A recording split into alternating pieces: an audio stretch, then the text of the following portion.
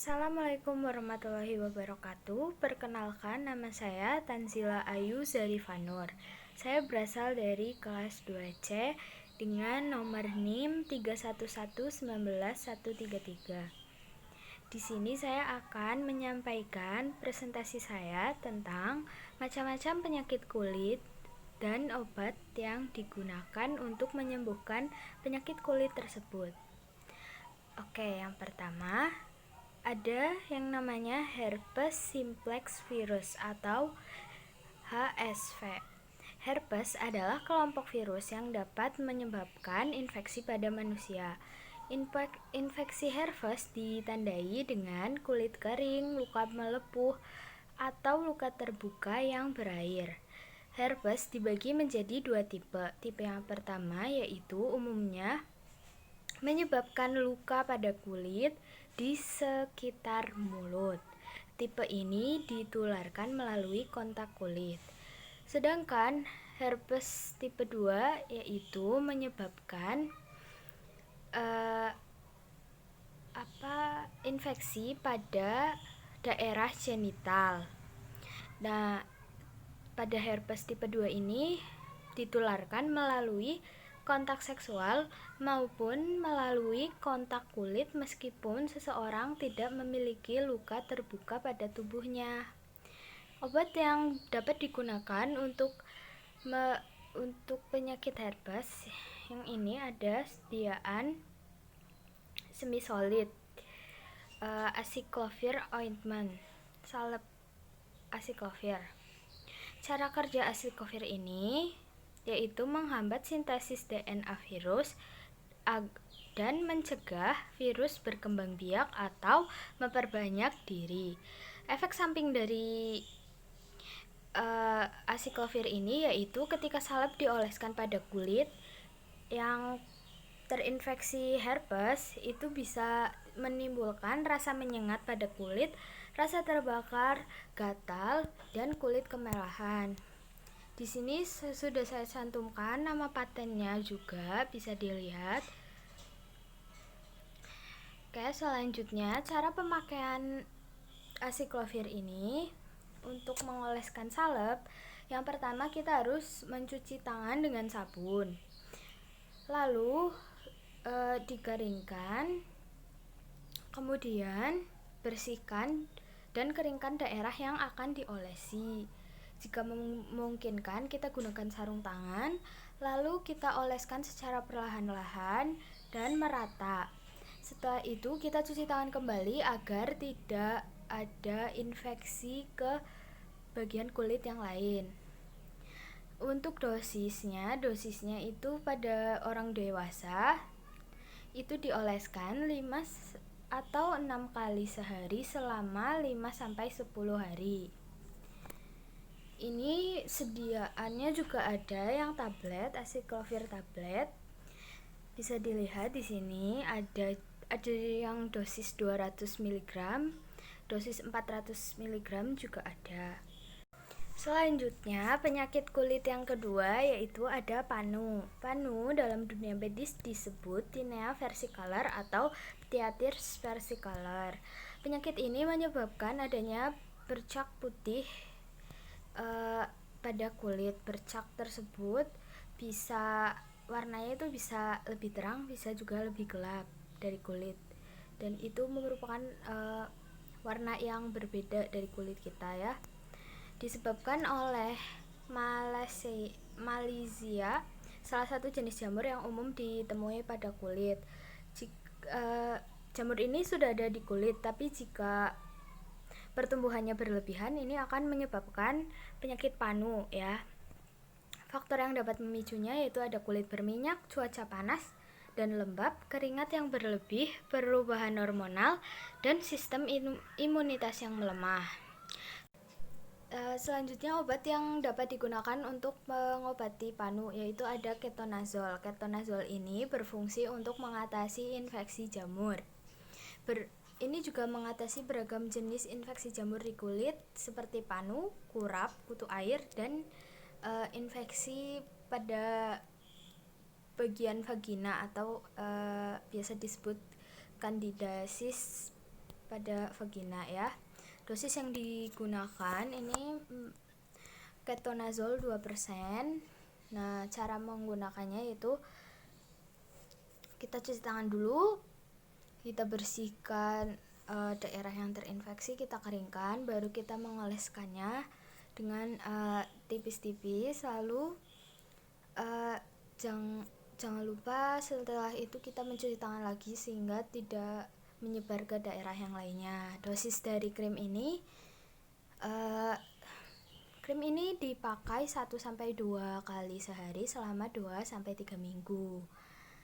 Dan gunakan krim setelah gejala hilang dalam beberapa hari ya. Masih tetap gunain itu ketonazol atau sesuai anjuran dokter. Efek samping dari krim ini yaitu mulai mual ringan, muntah, nyeri perut, gatal atau ruam ringan, sakit kepala, dan pusing. Selanjutnya ada ketonazol tablet ya. Ketonazol tablet dosisnya itu 1 tablet 200 mg sehari sekali. Kalau mungkin sudah parah bisa ditingkatkan dosisnya menjadi 400 mg sehari sekali. Kalau anak-anak yaitu untuk anak-anak di atas 2 tahun 3,3 sampai 6,6 mg per kilo berat badan sekali sehari. Selanjutnya panu juga bisa diatasi dengan miconazol. Miconazol bisa dilihat merek dagangnya itu ada Kalpana, Cannazzol, ada krim Pikang Swang ya. Miconazol itu bekerja dengan cara merusak struktur sel membran jamur sehingga sel membran tidak dapat berfungsi dengan baik dan menyebabkan sel jamur kehilangan kalium pada senyawa pentingnya. Dengan begitu pertumbuhan jamur dapat dihentikan. Dosis untuk pemakaian miconazol yaitu oleskan 2 kali sehari selama 2-6 minggu. Cara pemakaiannya, cuci dan keringkan daerah kulit yang mengalami infeksi sebelum menggunakan miconazol. Kita juga harus mencuci tangan dulu ya sebelum mengaplikasikannya. Setelah mengaplikasikannya pun kita harus mencuci tangan lagi agar tidak menyebar ke bagian tubuh yang lain. Efek sampingnya yaitu ada biduran, kulit melepuh, hipopigmentasi, dermatitis kontak, iritasi saluran pernafasan. Selanjutnya ada chlorotrimazole dengan merek dagang Neo Utrasilin Dermivar Fungiderm. Ini yang saya ambil contohnya Fungiderm ya. Chlorotrimazole adalah obat anti jamur yang berfungsi untuk mengobati infeksi pada jamur pada kulit. Cara kerjanya yaitu menghambat pertumbuhan jamur penyebab infeksi. Dosisnya yaitu kita harus mengoleskan 2-3 kali sehari selama 2-4 minggu. Kombinasi dengan bedak clotrimazole dapat mencegah infeksi berulang. Jadi biasanya ini dikombinasikan dengan bedaknya. Cara pengaplikasikannya yaitu kita harus membersihkan kedua tangan, mengoleskan pada bagian kulit yang terinfeksi jamur agar tidak menyebar ke bagian tubuh yang lain. Efek sampingnya yaitu kulit berubah menjadi kemerahan, terasa sakit saat disentuh, kulit mengelupas, pembengkakan, iritasi, dan gatal. Selanjutnya ada psoriasis. Psoriasis adalah penyakit kulit kronis yang ditandai dengan pertumbuhan sel kulit baru yang terlalu cepat. Penyakit ini termasuk penyakit autoimun yang tidak diketahui pasti penyebabnya karena sel darah putih itu menyerang sel-sel yang sehat sehingga sel-sel yang sehat itu berdiferensiasi dan tumbuh menjadi itu seperti bercak tebal berwarna merah dan bersisik. Obat untuk psoriasis yaitu ada hidrokortison. Hidrokortison itu digunakan untuk meredakan peradangan, mengurangi reaksi kekebalan tubuh, dan mengatasi kekurangan hormon hidrokortison. Obat ini tuh hanya didapat dengan resep dokter. Dosisnya yaitu dosis hidrokortison 0,1 sampai 2,5% dalam bentuk sediaan krim, salep atau lotion dioleskan pada area kulit yang mengalami dermatosis sebanyak 1 sampai 2 kali sehari. Oleskan dengan secukupnya secara merata. Jangan lupa untuk selalu mencuci tangan sebelum dan setelah mengoleskan salep ini ya. Efek sampingnya yaitu ada mual, muntah, sakit kepala atau pusing, nafsu makan meningkat. Selanjutnya ada retinoid, dan ini mereknya Tazotene ya. Ini obat untuk mengobati psoriasis atau jerawat. Nah, ini itu vitamin A ya. Retinoid yang berkaitan dengan vitamin A bekerja dengan cara mempengaruhi pertumbuhan sel-sel kulit. Dosis dewasanya yaitu untuk psoriasis, oleskan sekali sehari di malam hari. Untuk luka psoriatik gunakan secukupnya 2 mg per cm². Untuk menutupi luka dengan lapisan obat yang tipis.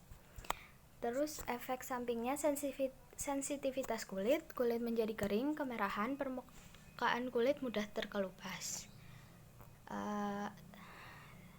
Penyakit yang ini ada bisul atau surengkel, yaitu ada benjolan merah berisi nanah, terasa nyeri ya. Ini disebabkan oleh bakteri Staphylococcus aureus pada folikel rambut. Obat yang digunakan ada mupirocin ya, dengan merek dagang Bactroban, Mertus, Bactoderm. Mupirocin juga dapat digunakan untuk mengobati infeksi lain yang umumnya disebabkan oleh Staphylococcus aureus. Dosisnya yaitu dioleskan pada area yang terinfeksi 3 kali sehari selama 10 hari. Jika tidak kunjung membaik, itu harus ke dokter ya, ditanyakan kembali. Untuk anak-anak, dosisnya juga sama seperti orang dewasa. Sebelum mengaplikasikan ini, cuci tangan dulu. Untuk area yang sulit dijangkau bisa dipakai cotton bud. Efek sampingnya yaitu ada rasa menyengat pada kulit ya, jadi bisa menyebabkan iritasi juga. Lalu ini ada gentamicin. Gentamicin yaitu golongan obat antibiotik aminoglikosida ya, untuk membunuh dan mencegah pertumbuhan bakteri sehingga infeksi bisa diatasi. Sediaannya ada yang krim, ada yang salep. Untuk dewasa, pengaplikasiannya 3-4 kali sehari. Anak-anak juga sama. Pada pengaplikasiannya kita harus selalu menjaga tangan tetap bersih. Lalu mengoleskan gentamicin krim atau salep, oleskan pada area kulit yang terinfeksi sebanyak 3-4 kali sehari. Lalu tutup area dengan perban gauze steril setelah obat dioleskan. Efek sampingnya bisa demam, diare, lelah, mulut kering, mual, muntah, dan lain-lain. Dan ada kutu air. Kutu air atau tinea pedis adalah infeksi jamur pada kulit kaki. Infeksi ini bermula dari sela kaki kemudian menyebar ke semua area kaki ya. Disebut juga dengan istilah athlete foot atau kurap kaki. Kutu air rentan terjadi pada kaki yang sering basah atau lembab akibat berkeringat dan menggunakan sepatu yang ketat. Lalu obat yang bisa digunakan yaitu ada clotrimazole. Tadi juga sama, tapi yang ini merek Canesten ya. Bermanfaat untuk mengatasi infeksi jamur pada kulit. Mengandung bahan aktif clotrimazole. Dosisnya ya ini 2-3 kali sehari selama 2-4 minggu. Nah, ini bisa ada efek sampingnya, yaitu muncul lepuh pada kulit, rasa tidak nyaman dan nyeri pada kulit, serta rasa terbakar pada kulit. Dan ada selanjutnya eksim ya. Eksim merupakan reaksi alergi pada kulit yang ditandai dengan timbulnya warna kemerahan dan rasa gatal saat mengganggu penampilan eksim ini. Obat yang dapat digunakan yaitu ada betamethasone topikal ya.